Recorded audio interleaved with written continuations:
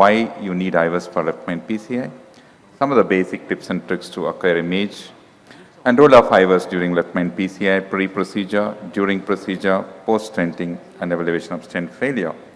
Why do you need IVUS for left main PCI? IVUS guided left main PCI results in 3 to 6% absolute reduction in mortality compared to angio-guided PCI. The maximum benefit is observed when you have distal left main disease, and more so when you use 2 stents. That's why your IVUS is important for your left main PCI. How to get your optimal imaging in left main? Use non-aggressive guide catheter, position the guide tip coaxially, disengage for ostial imaging, pre-dilate for tight lesions, keep the depth to the maximum, do automatic pullback, and image both the branches. That's how you do optimal left main imaging. Always make sure that you do the left main assessment in pullback from more coaxial branch, more often the LAD branch, to avoid overestimation of dimensions from oblique imaging. And similarly, when you do side branch assessment, do side branch ostial assessment from side branch pullback rather than from main vessel pullback to avoid again overestimation of dimensions from oblique imaging when you do it from main vessel. And again, when you do interrogate the more angulated branch, that is your LCX, and beware of catheter jump at the bend, that is called lead. Use a gentle push forward to avoid missing MLA at the bend. And moving to pre-procedure imaging, there are 5 aspects. One is assessment of left main stenosis severity. Second one is evaluation of ambiguous lesion morphology. Third one is selecting a stenting strategy. Fourth one is lesion preparation. And fifth one is stent sizing. In contrast to long left main PCI, long left main territory, there is a good correlation between IVUS MLA and FFR. The MLA varies, cutoff varies between 4.5 to 7.5 millimeter square.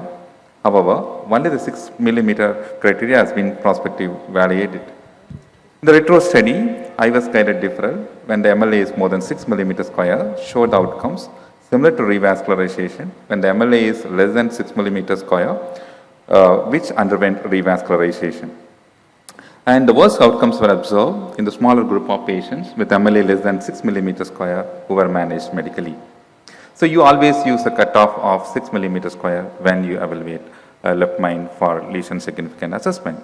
The second more important role is evaluation of ambiguous lesion morphology. Observe these 3 lesions. They are hazy and similar appearing.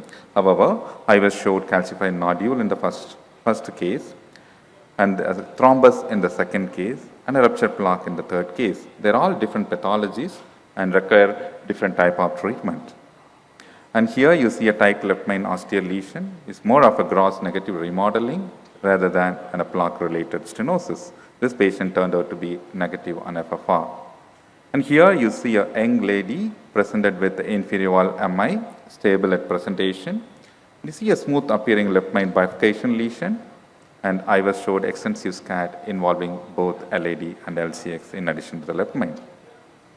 And the third important role is selecting a stenting strategy.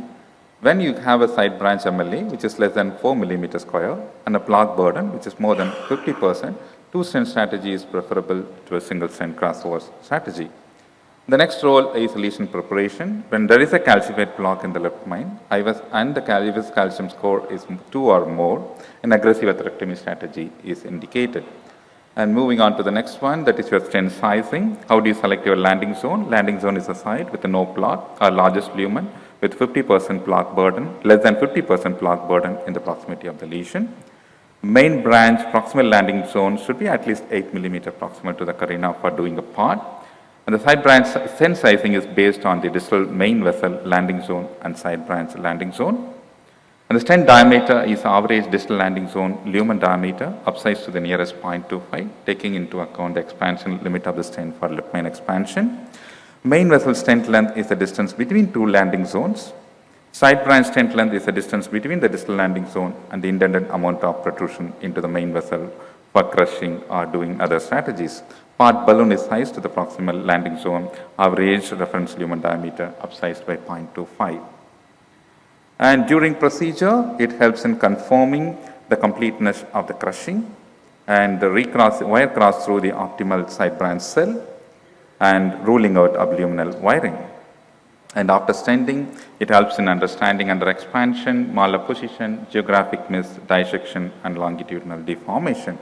An expansion is defined either as an expansion index, that is the ratio of MSA in each segment to its reference more than 90%, or as an absolute area value of 6 mm square in LCX, 7 mm square in LAD, and 10 mm square in the left main. And the proximal malposition, which is one which I worried about in left main, and needs correction when it is more than 400 microns and length more than 1 millimeter to prevent abdominal wiring.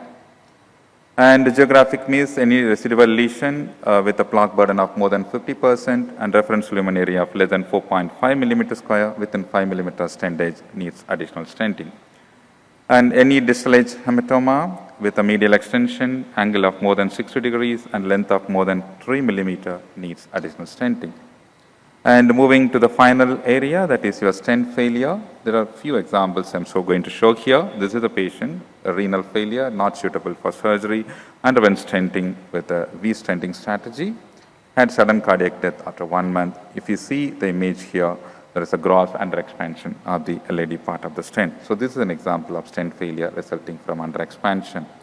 And here, this is a patient centered from left main to LAD, and stent fell short of left main ostium. We checked the area, which is more than 8 millimeters square. It was left alone. However, come back with a tight ostial restenosis within 2 months, probably resulting from geographic miss. The third patient had an angina who had an AVR 6 months ago. There is an ostial left main lesion. FFR was positive and MLA was 6.2 millimeters square. Because patient had angina and FFR was positive, the stenting was done using a 4 millimeter DES with a good ostial coverage. If you see the F, that is a good ostial coverage with the stent. This lady comes back after 1 year with a severe ostial restenosis. And this is what we got. There is no stent inserts in the ostium. This patient had a valve inside. It was a difficult manipulation of your guiding catheter. Most probably resulted in deformation when we manipulated the guiding. So that means the stent deformation occurs in about 6.5% of the PCIs and associated with a twofold increase in the event rate at 3 years. To conclude, IVS guidance in left main PCI reduces mortality, helps in procedure planning, confirms optimal side branch wiring, confirming adequate crushing and rule out abdominal wire crossing, helps in stent optimization, and helps in understanding the cause of stent failure. Thank you.